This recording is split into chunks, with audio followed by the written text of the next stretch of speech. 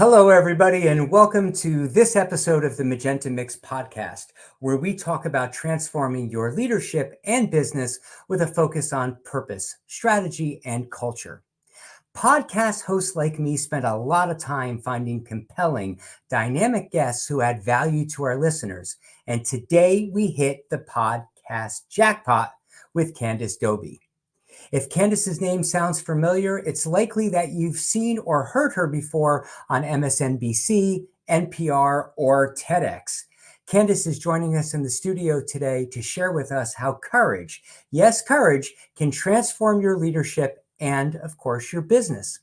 Candace is the founder of the Can Do Company, a leadership development strategist, and the author of A Cool Girl's Guide to Courage. She has over a decade of research on courage behind her and an award-winning marketing career at Chipotle. Love me some Chipotle. These days, Candace helps organizations create cultures where employees can truly show up as their authentic selves and perform at their highest potential. And who doesn't want that? Today, Candace shares how she became an expert in courage and how courage can transform your business and your leadership. Please welcome Candace Doby. Candace, thank you so much for joining us and welcome. I have been looking forward to this recording all week. Thank you for having me. So have I. Good, thank you. You have built, Candace, this incredible and, dare I say, intriguing career around this concept of courage. Just share with us, where did that interest in this unusual topic of courage come about? I've been doing this work on courage for about 6 years. And what I really love doing is working with professionals and giving them the tool set and the mindset to really take worthwhile risk at work. That's what I call it, worthwhile risks, which really is about courage. And I came into this work and found it to be so important when I was working in corporate America. I was working, had a pretty successful marketing career, leading teams across the country. And what I came to understand, what I thought my role was as their leader, the most important thing was to teach them how to make these really compelling marketing strategies. Really, it was like I thought it was teaching them the technical part of the job. And Gary, what I came to find out is that what I needed to do most as a leader was create the space for my team members to really take worthwhile risks so that they could work up to their potential. And so it was, how do I help them give and receive feedback in support of growth? And how do I help them stand up for their ideas when their ideas are being opposed? And so that's what I really came to understand is like what I need to create for my people is a place for them to act courageously. And once we started doing that, we really became one of the top performing teams in that company. And so I wanted to just broaden, the reach that I had and do it on a more global and wider scale. So interesting. I want to understand more in that you're saying risk and Mhm. courage. Are they interchangeable? Are they different? Does one support the other? Tell us a little bit more about the connection between risk and courage. I love that question because the connection is real. Okay. The connection is strong. And so the definition that I like using for courage is not mine. It comes from a courage researcher, Daniel Putman. And what he says is courage is a choice to face a risk for a worthy purpose. And so from that definition, what you can tell is that risk is central to courage. If, as professionals, we don't feel that there is a risk that we're taking in the workplace, then there really is no need for courage. You can pull on some other value or some other virtue, but there isn't a need for courage. So there has to be a risk for us to be able to activate and conjure courage. So it's central. So, Candace, you and I are both working in this space of culture. Mhm. And in my work of purpose, strategy, and culture, culture seems to be the area I'm getting called on most these days. And sometimes you walk into an organization and I'm doing interviews or meeting with teams, leaders, managers, frontline, and asking questions, and I get nothing in return. I get Mm, quiet. And yeah. my first thought there is, these people are not feeling safe enough to answer honestly. They don't have the ability, or they feel like it's too much of a risk to Yeah. speak up. Is Yeah. that a lack of courage in your experience? It can be a lack of courage. And what I like to say is when courage shows up in the workplace, it is two-faced. And so what this really means is that They're two equally important sides to courage. So there is this organizational responsibility. And so with the organizations that we work with, it's their responsibility to, implement policies and practices that make it easier for their people to live up to their potential or work to their potential, to remove toxicity. So that is the leaders of an organization's responsibility. And then, Gary, there's this other side of courage, which is personal responsibility. And that really is you, me, everyone listening, we all have a personal responsibility to step into the potential and power that we have as individuals. So if someone is unable to speak up at work, it's likely both of those things not showing up as fully as they need to. One, the organization hasn't set the framework and the foundation for their people to feel like this is something we can do. And then number two, the professionals themselves might not have crystallize some of the skills or really, practice and flex some of the skills they need to be able to flex in order to speak up. So it's probably both. It's probably both. Yeah. So there's a saying that I have that says individuals are responsible for bringing the best of themselves to work every day. Yeah. And leaders are responsible for bringing out the best in their Mm, people every day. It yeah. sounds a bit like what you just said. And it actually leads right into my next question, which is what challenges do you most often see with leaders Mm. and organizations when it comes to courage? What are the challenges they face in really being courageous, both as leaders and therefore as organizations? It's interesting because even as a leader leading other people, we are individuals. We are people ourselves. Leaders are individuals that have their own fears, their own motivations, their own strengths. And so often what I see is they themselves have not necessarily built up the capacity or the competence or the confidence to take their own risk. Just what they're asking their team members to do is to speak up, engage, collaborate, and their team members may not feel comfortable or safe to be able to do that. The same thing may be true for them. And so what I've come to really understand, because a lot of leaders do ask me, Candace, I really want my people to be able to engage and speak up and say the uncommon and unpopular things, but I can't get them to do it. And the Yes. first thing I go to is, how are you modeling courageous behavior? Yes. Oh. Yes, that is there, right? We can get a hand clap on that one, because it really is, seeing is believing. It really is, I can hear what you say, but I believe what I see. And so we need to see our leaders acting courageously in the workplace so that we can be confident and even motivated to model them. So I love this idea of modeling. We are completely aligned on this. We Yeah, have to model the behaviors that we want our people to take on. And what I hear you saying today is that as leaders, we can model courage. we can. Yeah. So sometimes I think about it as this, the leaders are like the moms and the dads of the organization, right? Mm, As a parent, or a good aunt or uncle or influencer in a child's life, you can't show up with a Tipperillo and a bottle of vodka and say, don't drink and smoke, right? right. You can't say those words with the cigarette hanging out of your mouth. It just doesn't Correct. work. So what I hear you saying is, hey, don't just tell people to take a risk. Don't just tell people to be courageous. You have to show it yourself as a leader if they're going to your people are going to embody it for themselves.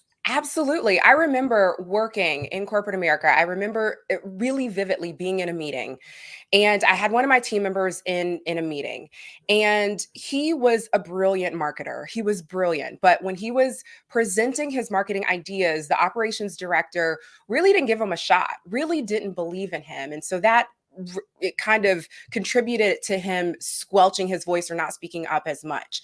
And I was in a meeting where this operations director cut him down pretty quickly, silenced him pretty quickly when In he front was of doing, others, in front of about 15 people. the worst. And I was in the room. And so this is what modeling courageous behavior looks like. I had the option of saying nothing. I had the option of letting my team member really feel humiliated and belittled from this person cutting him down and cutting him off. Or I had the option as a leader to say something, just like that operations director said something in front of the entire room. It does not mean I need to be rude. It does not mean I need to be brash or harsh. It just means that I need to say something so that my team member sees what courageous behavior looks like. And so that is the action that I decided to take. And I decided to say something to the operations director that that showed my team member that I was completely in his corner and we were going to work through this together. And it totally changed the dynamic of our relationship, really the relationship of everybody in the room. But that's what modeling courageous leadership looks like in a very small example. So I don't know if you could see the questions that I have in front of you, but my next question was, can you give me a personal example? And you just did it. So We are awesome. so aligned right We are now. aligned. So I'm curious about that. And I think our listeners and viewers would be curious as well. Did you do that in the moment in front of the 15, or is that an offline conversation? How did I that mean, you take can shape? handle it. You can handle it both ways. But what I am trying to say, Gary, is for that team member, for my team member to really step into his best, to take worthwhile risks, to perform to his potential when it might not be the safest thing to do, what he needs to see me doing as a leader is doing it myself so that he can model it. So if I'm doing it behind closed doors, I'm just going to, be honest and say that doesn't really give him an opportunity for me to see it. I can definitely recap to him what the conversation was. And in some instances, that might be the best and right thing to do. In this instance, it was in the moment because it was a pretty swift and not kind cut down. And so Yeah. I needed in the moment to be able to shift the energy and also show him that I was supporting him and show, quite honestly, this operations director that I was supporting him and that we needed to support each other because it was for the benefit of the field team. Yeah. Well, on behalf of frontline leaders, frontline contributors everywhere, thank you for that courageous act. I'm sure it was, as you said, it's a game changer, probably for both of those people. Yes. Good for you. Yes. So we're talking about courage and allowing people to be at their best and their highest level of contribution. Yeah. That has a big impact on culture, I know, but let's expand that just a little bit. Okay. When I think about change in organizations, creating change at the speed of the marketplace, really helping companies transform to survive and thrive in an ever changing world. Yeah. We've got to focus on what is our purpose? What is our current strategy to bring that purpose to life? And then what is the culture that is going to accelerate or even block that change? Hmm. So let's just dig into purpose for a Sure. second. How do you see courage playing a role in defining and living out an organization's purpose? I would say that many organizations have, when you look at their vision statement, when you look at their mission statements, what they have written out is the highest purpose for that organization, the highest good, what is the highest and best work that we can do. And for any organization, Gary, you and I both know this, but what is central to organizations is their people. It is nothing more than the collective capacity of their people. That is how an organization reaches and fulfills the height of its purpose, is that its people need to be able to perform to their potential. And so what I see at the center of that, one, we is people, but two, it's really courageous people or courageous professionals or courageous leaders, because we don't really get to all of the things these organizations want when they lay out these purposes of innovation and creativity and collaboration and all of the high goals and ideals that we have. We don't get to them without courageous leaders at the center, without people taking risks, challenging what was or what is, and pushing innovation and experimentation forward. And so that's why I think courage is foundational to any goal and purpose that an organization has. At the foundation of really all of it, you are going to find courage there. So that's why it's so important for me to work with professionals, to partner with them and help them increase their capacity for courageous leadership.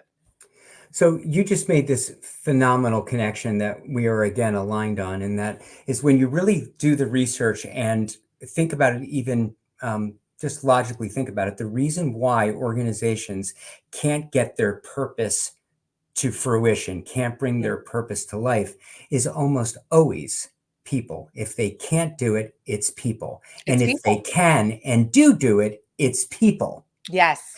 And so people are at the root of it. And if I make the connection that you said, that I believe that you said, is if we can help our people be courageous at every level, I heard you mention leaders several times, at Yes. every level, we can bring our purpose to life. Absolutely. And I want to make clear too, I say leader because we have leaders at all levels. You can be a leader and an individual contributor. It doesn't mean that you have to manage people, but you're being a leader. You're a person who takes initiative. You're a person who thinks outside of the box and brings your unique contribution to an organization. You are a leader. And so it's really important that whether you manage people or not, you are given the opportunity, number one, to work in an environment where you can take worthwhile risks so that you can tap into and gain greater access to your potential. I'm so glad that you said that. This is a concept that we have leaders at every level that is still Mhm. new for some people, or they haven't embraced it. When I say some people, I mean individual contributors themselves who still see a them or us, leaders in me, leaders in doers mindset. Yeah. They've got to have the courage to Yeah. see themselves as leaders no matter where they sit. And then we have Absolutely. people who have official leaders titles Mhm. who are saying, well, they're just frontline people or they don't have direct reports. So this information or these actions may not be important to them. They're not really leaders. No, we Yeah. are all leaders. We are leading self or we are leading others. Sometimes we're leading the leaders or leading the peers around us. Yes. And that's why I like to say when we were talking about leaders first are individuals, they have to lead themselves. And actually, that's where leadership starts. It starts with leadership of self. And if we can't properly manage ourselves, lead ourselves, then we probably won't be successful leading and managing other people. So, yes, Gary, 1,000% leadership starts with ourselves, whether you're leading people or not. It's got to start with you. It does. Yeah. I know that you work with leadership teams and that you have strategy in your offerings to others, as I do. And I think about the time that organizations spend to create strategy and sometimes the money. Large organizations that you and I have both worked in sometimes spend millions, tens of millions on creating strategy Yeah. and turning that strategy into action at Hmm. the front line, at mid-level managers and beyond, is harder than creating the strategy. Yeah. How can courage, the mindset, a culture of courage, Yeah. help us turn strategy Hmm. into action? I think where courage comes into play, it really goes back to us talking about risk. Because creating a strategy, writing a strategy on paper, being in meetings, talking about strategy is not necessarily the heaviest lift. I mean, writing and coming up with compelling strategies that are data driven and all of that is important. But where we start to really get into risky behavior is when we start translating those strategies into execution, into the operations, into tactics. And so that's where failure can really start to manifest. It doesn't necessarily manifest in the strategy. I mean, if a strategy is not great, maybe we're setting ourselves up for failure, but it can really, we start to see it when we start in the execution of things. And so it's really important that as we can create these compelling strategies and we move to execution, that we know and we're setting up an environment where we know that things could turn out the way we anticipated, things could turn out not the way we anticipated. We're in a space of discovery. And so the question really becomes for a lot of organizations and a lot of teams is, are we in a position now that we've come up with these strategies to tolerate failure, to tolerate things not happening the way that we necessarily thought that they would And, when we and move have into the execution? courage. I'm so sorry to step in, but what I've got so excited about what you were saying, and have the courage to say we failed and what did we learn from it. And Yes. Absolutely. And that's really it. What I've really come to understand when working with organizations and teams and professionals themselves is we haven't really set up a culture. We haven't really set up an environment where we're tolerating failure. And sometimes we need to reframe that. Maybe we need to reframe failure as we're learning, we're discovering, we're understanding, or we're gaining access to different and new information that can help us move forward. And so I think that's really important, maybe in the reframe or to set the expectation that as a team, as a person, as an organization, we will tolerate quote unquote failure. So I am writing notes on this end like I'm in a master class. So thank you for that. So here are a few things that I'm hearing you say that I haven't made the connection to in the past. Yeah. And you'll tell me if I'm right or wrong. You'll have the courage to tell me that I messed up. But what I'm hearing you say is when we execute a strategy, it's not a straight line to success. Sometimes we're going to have failure or we're going to have to um, do a little bit of a rework here to get it right. And agility Yes. requires courage. Is that Yes. right? And admitting failure and repositioning, rewiring, Mhm. redirecting requires courage. Absolutely. I really don't think, Gary, that you can build an agile workplace without courage at the foundation. And the reason I say that is because agility and if you have a strategy to move really quickly and be flexible and adaptable, and to experiment and innovation, if these are the things that agility is really all about. When we talk about experimentation and when we talk about innovation, those are both very risky actions. We're engaging in worthwhile risk when we do both of those things. And so as we engage in worthwhile risk, what we need as professionals and what we need as teams is we need to be able to say, okay, the outcome is maybe not what we thought it would be, but we learned and we can move forward from that. But I think what gets in the way of these agile workplaces that we really want and we say And that we need. want and we need and we absolutely need is that we are fearful or don't have the confidence to make quick moves, to take these risks, without having all of the information that we may hope to have. And so we need courage to be able to, one, move forward in the face of uncertainty, and two, move forward when things happen that end up less than ideal and keep going. Yeah, this is a really good lesson in Yeah, how courage is the foundation for so many of the actions, behaviors, and values that we need to absolutely. be a successful in today's very dynamic marketplace. So Absolutely. if I'm a leader in one of these organizations that needs courage, and I don't know now of an organization who doesn't need courage, what advice would you give to leaders who are just beginning their journey of cultivating courage in their organization and, Candace, maybe for themselves? What advice Yeah. do you have? Right. So when we talk about courage and creating these courage ready workplaces, we're really talking about equipping people to take worthwhile risks. That's what we're talking about. How do we equip ourselves and the people around us to take worthwhile risks? So, one of the things that we need as a leader, what we've already talked about, is one, you just need to be able to model. And if you don't know how to model, if you don't know how to take your own courageous actions, you can start small. For a leader, that may mean that you are sharing vulnerabilities with your team. It could mean that you're sharing a challenge or you're sharing a fear with your team. It could mean that you're asking for feedback from your team.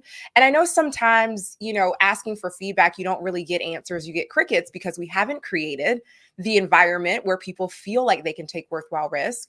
But if you start to do this enough and create a pattern where people see that you are really engaged in opening yourself up to risk and vulnerability, then that can be a foundational step. It's really, we can start very, very small, but it starts with the leader and just showing yourself as a person who is taking your own worthwhile risk, allowing your team to see that. Because a lot of times leaders want to shutter or want to shade or shelter, that's the word I'm looking for, shelter their team from maybe some of the things, we'll call it chaos because can't think of another word right now, that may be going on. But we need to see our leaders taking the risk. We need to see them doing that. So that's a very small place to start, is just open yourself up to being vulnerable and exposing yourself to risk and letting your team see it. And we can start small and build from there. Yeah, I've taken a few notes on that. I love to start small, right? This Mhm. doesn't have to be a light switch No. watershed. All of a sudden, I'm, the most risk-taking person in the world. But start small, let your team see it and model it. And if I continue on that, and as you create greater confidence for yourself and others, you Yeah. can demonstrate larger risk taking and demonstrate greater levels of courage. Is that right? Absolutely, because courage begets more courage and it builds off of previous, actions, courageous actions. So the more we act courageously, the more that we build up our capacity and our competence and confidence to do it again and again. And one of the things that I want to just go back to and say about leaders in terms of what they can do, what I hear from professionals all over, and I'm so grateful that I get to interview professionals and from, across industries.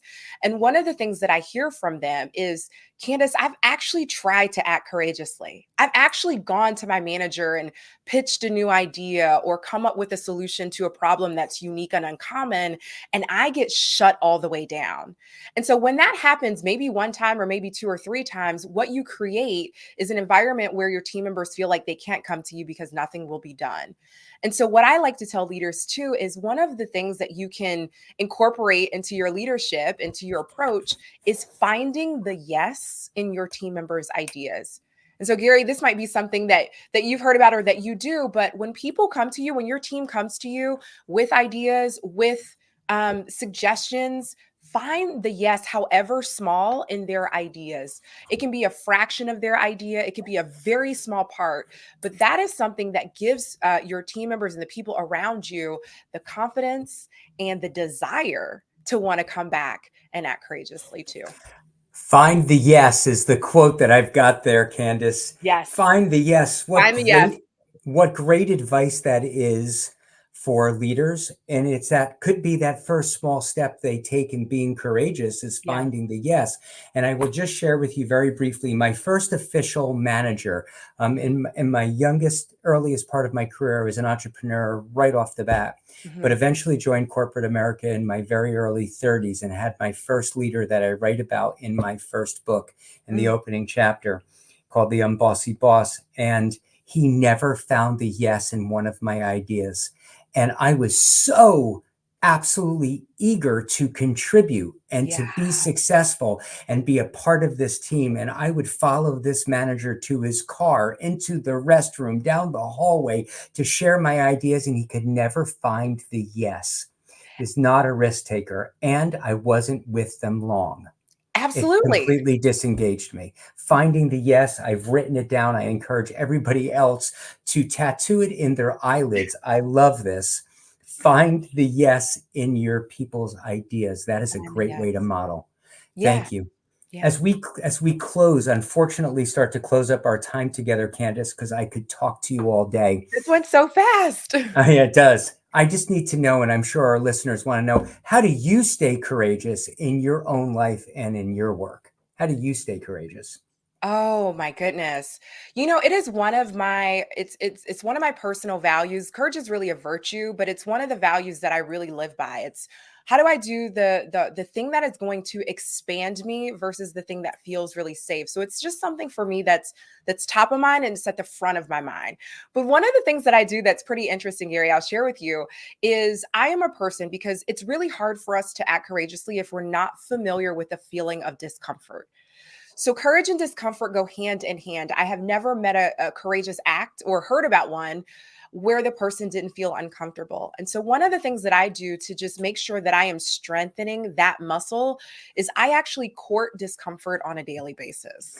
And I know this sounds interesting, but I'll give you a small example because this is something that you as professionals listening can do to help flex and build your discomfort or being more familiar with discomfort is I can think of small examples. I remember being in an audience and I remember a person coming on stage who was about to give some remarks. And when a person comes on stage, oftentimes we feel this compelling kind of move to stand up, to give a standing ovation when someone's coming on stage and giving remarks, right? We all have Yes. felt that before. Yes. And so in these moments, I will actually challenge myself, Candace, what happens if you were to stay seated? Because we want to be like the people around us. We want to, feel like we are doing what's socially agreeable to everyone else around us. And so we can just stand up whether we feel like standing up or not. So I actually challenged myself, and this is one very small example. What would happen if you sat in your discomfort, literally stayed seated and sat in it and actually interpreted your emotions and what you were feeling? And so I court discomfort in that way. That's one small example, a real example of something that I've done so that I can get familiar with the feeling of discomfort. And we have opportunities every single day to court discomfort in very small ways. And that's just one small example. Maybe for another person, it's you're always talking in meetings. You're always the first person to say something. And maybe your way of courting discomfort is to not say anything at all in a particular meeting. And so that's uncomfortable for you, but you can really sit in it and see how it feels and interpret how your emotions are coursing through you as you're doing that. You And just that helps described us. you just described me and my discomfort in not being the first to say something. So I'm going to try that one. There's Yeah, a few notes I want to take before you share, or there's a few notes that I want to make sure I put an exclamation mark next to before you share your contact information with yeah, everybody. What I heard from you is you've got to model courage, and you yourself can start small in getting comfortable with that courage. yeah. You have to find the yes in the risks that and ideas that your people have as a leader. And even I think for yourself, find the yes and court the discomfort, because you can't have courage without discomfort. That's right. So court it, date it, make it a Yeah, point every day. Candace, yeah. you are awesome. I wish we had more time, but I want to make sure that our listeners know how to get in touch with you so they can talk more with you. So if you'd be willing to share your website and email address, that would be great. I would love to, and thank you for the opportunity to do that. So you can reach me and really find all of my stuff at a central hub, which is my website, and it's candacedoby.com. I'm also on LinkedIn and Instagram. Those are the socials that I play around on the most, and I'm at Candace Doby. Candace, thank you so much. For our listeners of the Magenta Mix podcast, thank you for joining us. And remember, you can download the Magenta Mix podcast wherever you find your podcasts. Doby, Doby, listen to me. That's Candace okay. Doby, Candace Doby, you have been a pleasure to talk to, and I'm looking forward to being your BFF forever. Thank you so much. Thank you so much, Gary. This has been so fun, and I appreciate you. Thank you. Thank you.